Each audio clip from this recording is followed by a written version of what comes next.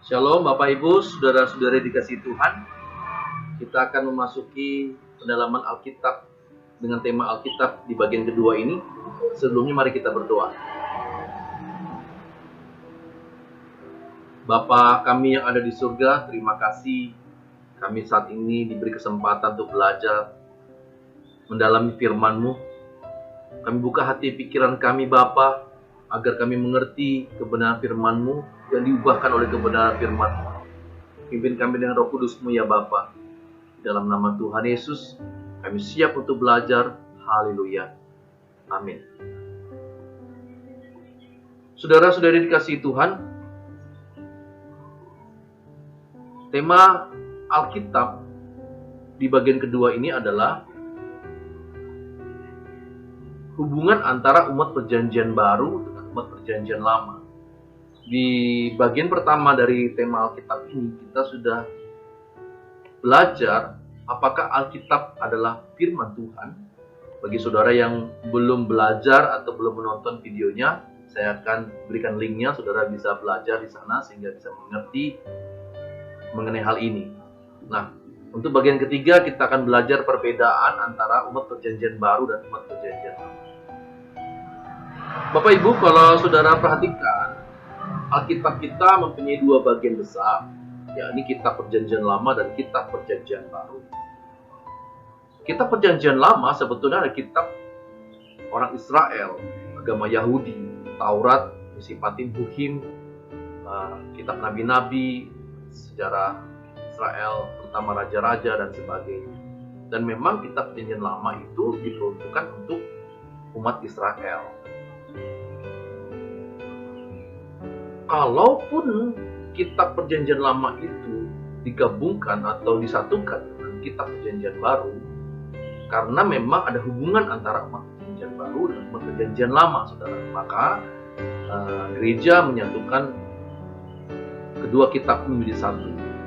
Nah, Kitab Perjanjian Baru sebetulnya itulah kitab yang diperuntukkan untuk orang percaya, yakni saudara dan saya, orang Kristen, orang yang percaya kepada Tuhan Yesus, yang terdiri dari Injil dan surat-surat dari para penulis, baik Injil Markus, Lukas, Matius, Yohanes, maupun penulis surat-surat Petrus, Rasul Yakobus, Rasul Paulus, dan sebagainya, saudara.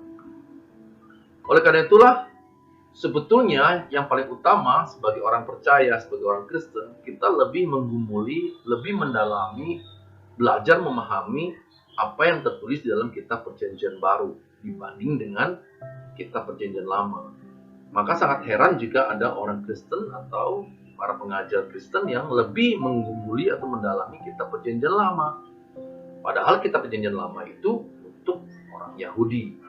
Makanya Tuhan Yesus bilang tidak satu pun iota akan dihapus, karena memang itu berlaku sampai sekarang untuk bangsa Yahudi, bukan untuk orang Kristen. Nah, ini yang nanti kita akan mendalami di bagian ketiga, saudara. Bapak Ibu, saudara-saudara terkasih, di bagian kedua ini kita belajar hubungan ini, karena kita akan mengerti alasan gereja menyatukan kitab agama Yahudi disatukan dengan kitab kita sebagai orang percaya, yaitu Kitab Perjanjian Baru.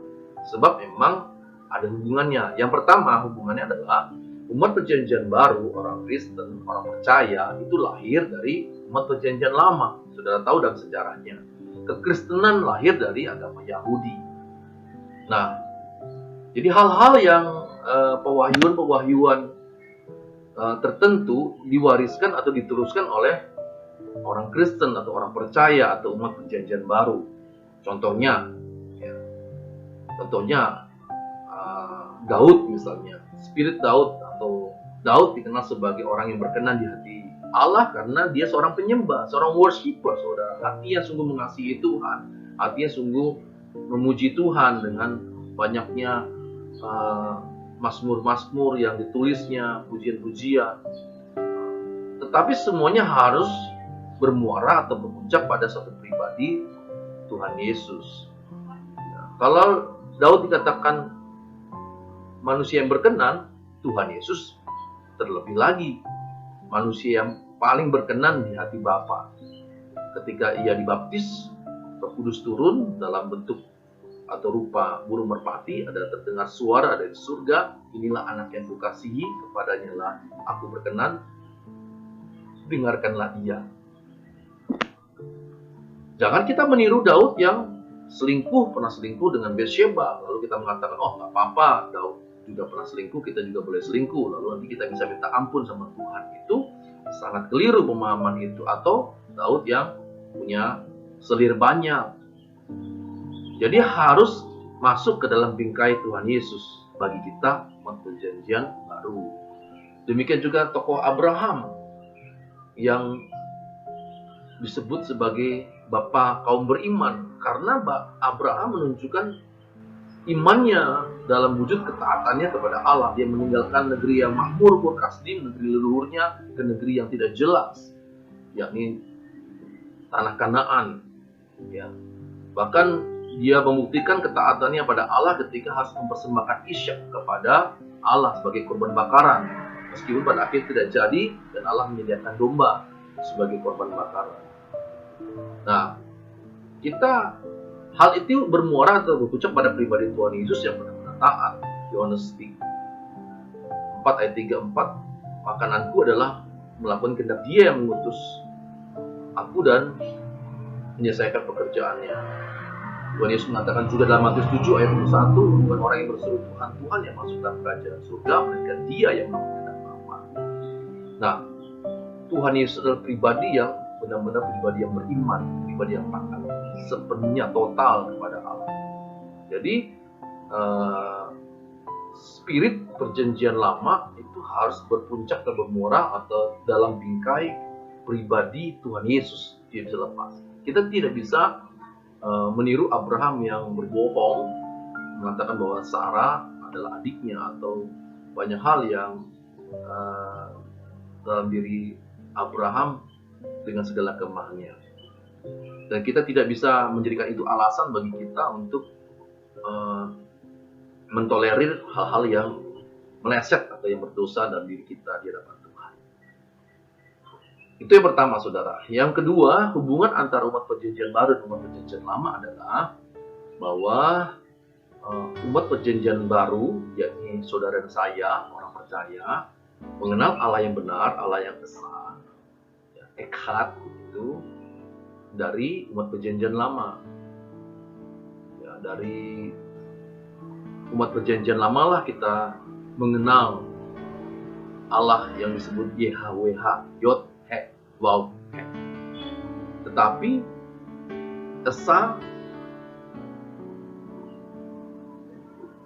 dalam kejamakan, sudah. Ya, makanya orang Israel menyebut ketika ada perkataan YHWH itu menyebut Elohim atau Adonai, Tuhanku, atau